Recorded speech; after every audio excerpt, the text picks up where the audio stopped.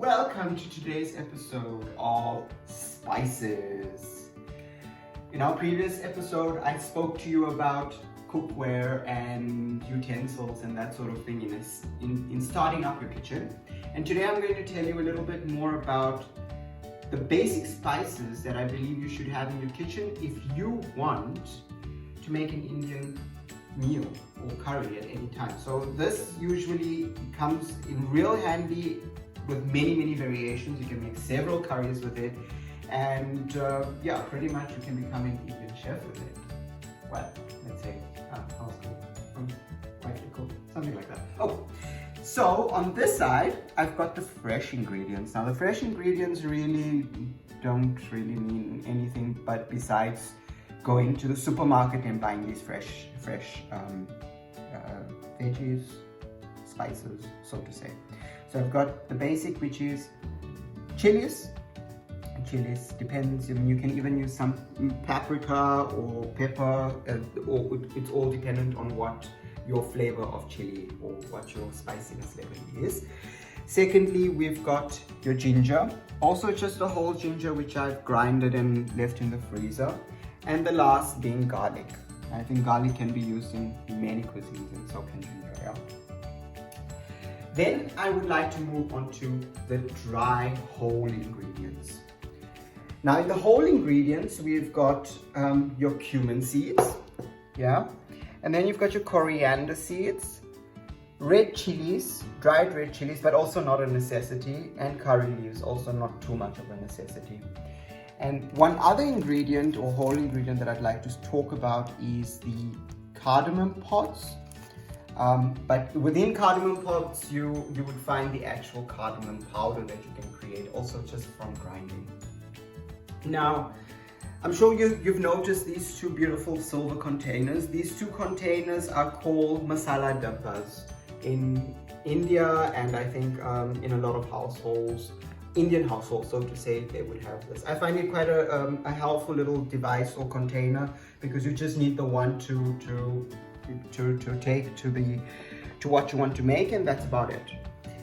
If you don't have that, I mean, there's always other small containers that you can use, or glass jars or something of that sort. So for instance, I use my Nutella jars. Yeah, I've got a lot of those. Okay, so in the seeds, maybe let's go into the details of the seeds here.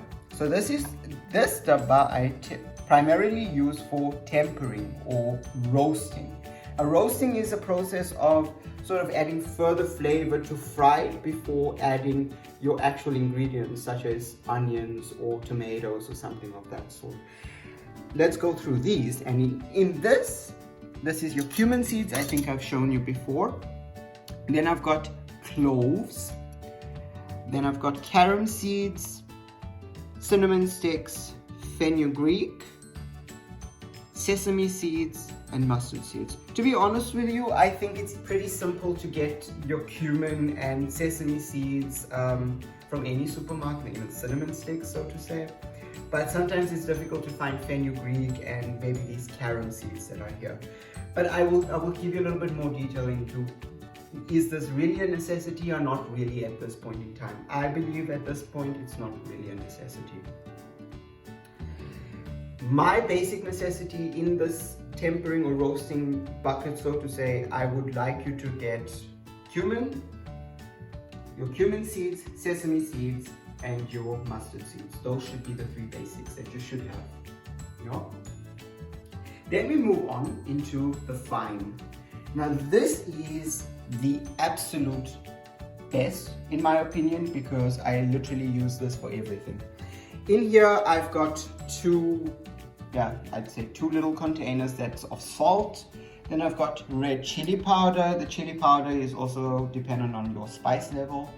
And then these two here, this one is just a basic cumin seeds, your cumin seeds that have just been grinded and it's just into a powder form. And then this is the exact same but with the coriander. So remember, in every Indian or any household that wants to make curry, you always need cumin and coriander. Cumin and coriander are the bread and butter of Indian curry. Another very interesting item, or an item that adds a lot of flavor to a particular dish, is something called Garam Masala. A Garam Masala is made up of several ingredients. I don't know that myself, but if it smells good, it is usually good. Believe me on that. And that in a nutshell is what you should have in a, let's say in a basic Indian household, or in a basic household where you like to make a lot of curry. And I think that's about it. Join us for our next video, where I'll speak to you a little bit about beans and lentils and all the other items that you could have and make different variations out of it.